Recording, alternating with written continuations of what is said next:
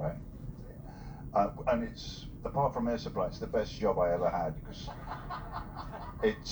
I used to work from 4 in the morning till 7, and I used to be in the mountains delivering bread, and it was always dark. So I really used to enjoy all the wild animals that I would hear at 4 in the morning, and I used to love it. But when I went to audition, but I had no money at all, I didn't have anything. So the song I sang was I Who Have Nothing. Apropos, yeah. Yeah, the Anthony Newley song, and I must have been okay, but like Russell, I queued up for several hours, and the audition took about 40 seconds, and halfway through they say, thank you, thanks, and I thought, oh my, let me finish, you know. But they don't let you do that at auditions. But I got the call about 2 weeks later, and I was in the show, and it was one of the most incredible, happy days of my life, because I went, oh my God, this is the beginning, you know. But when Russell and I met, it was strange, because it was almost like we knew each other before we even spoke. It was really weird. And then, as Russell said, there were so many things we had in common. It was uncanny. And then a few days after we started to sing together, between shows, and I'd bring my guitar in, we'd sing some of my songs and sing a couple of songs that we knew, and it sounded really good, and we both knew it. And people would come in, the other cast members, they would drop by the men's chorus room to hear us sing, and they kept saying, God, you guys sound really good together. And so we started to believe it, and we started to sing to each other. And not long after that, we started to think about forming a band, which was Air Supply. So the fact that that's 50 years ago is so amazing to us. It's unreal. It has to be slightly mind-boggling when you go back, especially because it's been just the two of you. You know, there's not a whole band of 7 guys that have had their moments, and gals, whatever. It's the two of you. You know, there's not a lot of room for error when there's just two of you. If you don't like one, that's trouble. So you can't go hang out with the other guy if you don't like, you know. That's funny. No, we've always enjoyed each other's company, apart from being on stage and working together. And the other thing is, we don't see each other too much when we're not working. Graham, that helps. He's a mountain man. He lives in Utah, up in the hills with grizzly bears and all kind of crap. And I live by the beach with Netflix. Same result, different choices. Got it. So you guys form up there in around 1977-ish, please correct me. You get your first big break with Rod Stewart tagging you guys to open up. Tell us a little bit about that call and how that comes to be and what that ends up meaning. Well, we had an album and a single released in Australia, which was monstrous, and we came out of nowhere as far as Australia was concerned. Nobody knew who we were, but it was #1 everywhere. I won't bore you with the details. But on the strength of that, Rod Stewart's management contacted our person and asked if we would do 3 shows with Rod in Australia. We said, well, we'll think about that. We're very in demand at the local coffee house, so we'll have to consult our schedule. So we played 2 of the shows, and after the second show, Rod came to us in our dressing room and asked us if we wanted to tour with him as an opening act in 1977. All across North America we did, and Canada, we did from September through December. And for us, we kind of dreamed about having a career that was big. But we opened for Rod in Madison Square Garden and the Forum and Three Rivers Stadium and Candlestick Park and, you know, the Superdome, the Enorma Dome and the Dome of Domes. We played every big place you could think of, so it was an amazing experience. And we thought that would be our big break, but we went back to Australia and we were forgotten about. But yes, sad but true. But we watched every single show that Rod did, and we absorbed everything we could, the way he reacted with an audience, the way he took control of 20,000 people. We looked at production, we looked at lights, we looked at crew, transportation, every facet of the business. We couldn't get enough of that, and I think that put us in good stead when we came back. But good for you, because you have a wonderful opportunity that you could have squandered. Oh, yeah, You've got Rod Stewart in front of you performing, and he's obviously Rod Stewart. You could have been young and arrogant enough to think you could have, no, it's fine. But to use that opportunity to really work, to woodshed it, to take a moment to figure out how to do it, that's a testament to especially for some young guys that are just starting to break. Yeah, when we decided to form a band in Superstar, even, we knew it was an opportunity because we wanted to carry on working together, and we didn't want to go back to a day job. Not that there's anything wrong with that, but we knew it was an opportunity, so we took it, and we said, let's form a band, and we used the Superstar name, and we were doing shows in clubs, acoustic shows, and then when we got to work with Rod, we knew that was an opportunity too. So we just learned. It was like going to the school of rock for us. Absolutely. It really was. Absolutely. Because we were as green as grass, and we didn't really know what we were doing, and it took a while before we did. I mean, one of our first shows was to 90,000 people at the Sydney Opera House, and we were brand new. And even when we had the #1 album and single, we'd never played live, ever. And because we were still in Superstar. So we used every moment to learn, figure out what was going on. And like Russell said, we used to watch Rod on the side of the stage every show. And we'd watch what he did, how he did it, and we'd take it all in. So when it came time for us in 1980, we were ready. We had the songs, we had Russell's voice, and we had all the information we needed. So we were armed and dangerous in 1980. You know what I mean? Yeah. Now we're old and dangerous. More or less dangerous? No, just kidding. Don't answer. Just as dangerous. Just as dangerous. Ideal. The perfect amount of dangerous. If you remember last time, I do encourage our audience to show up a little early. I don't allow them a live microphone to ask questions because that can go awry. But I do allow them to write them down, and then I get to read them for them. So if you don't mind, we'll go through, we'll open it up to some crowd. I could go on forever talking to you guys, but I want our audience, obviously our mega fans, to have a chance here. Joanne from Kansas City. What advice, great question, what advice would you tell your younger self if you had the opportunity to do so? As far as career is concerned, I would certainly tell myself, I speak to myself often too,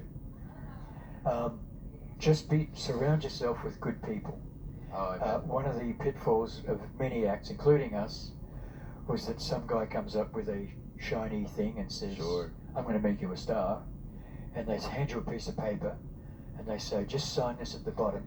No need to read it. We'll Don't fill read the it. rest in later.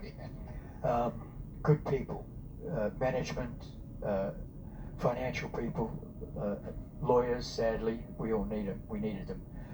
Because you waste time, and you also waste a lot of money, because, in fact, I'll give you a quick story.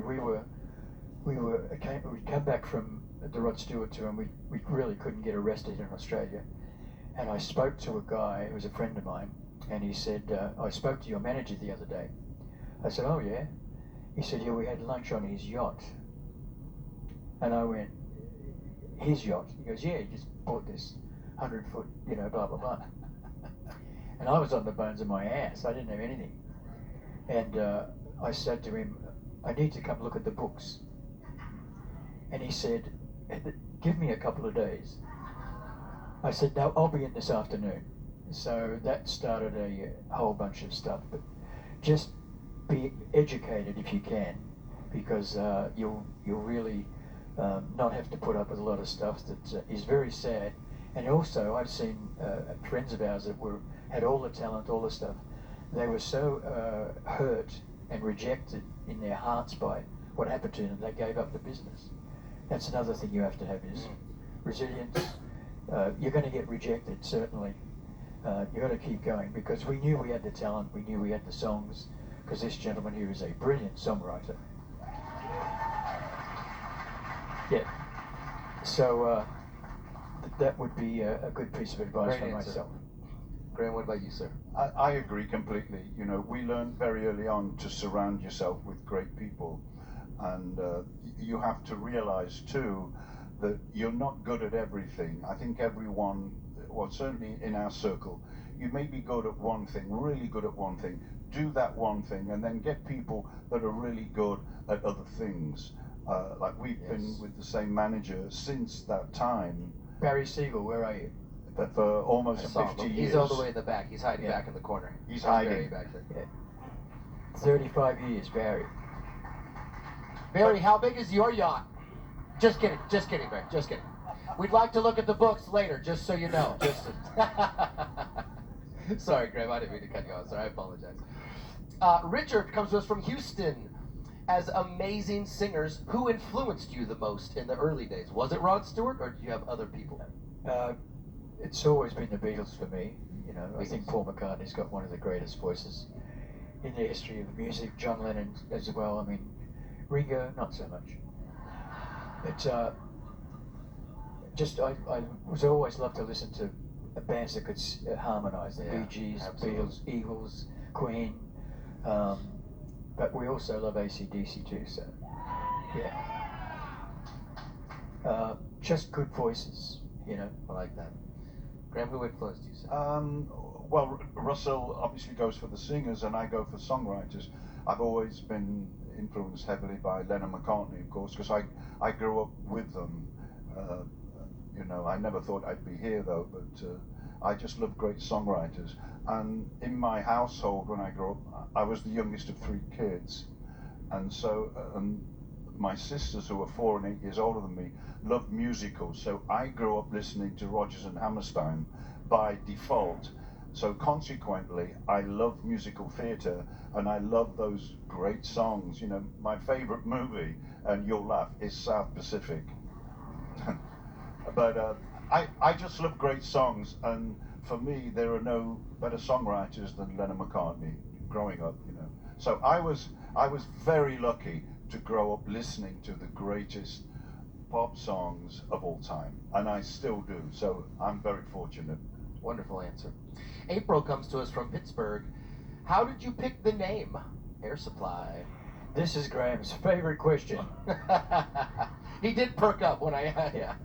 Go ahead. Well, we were in Superstar, and we'd made our first single that was due to come out, but we didn't have a name.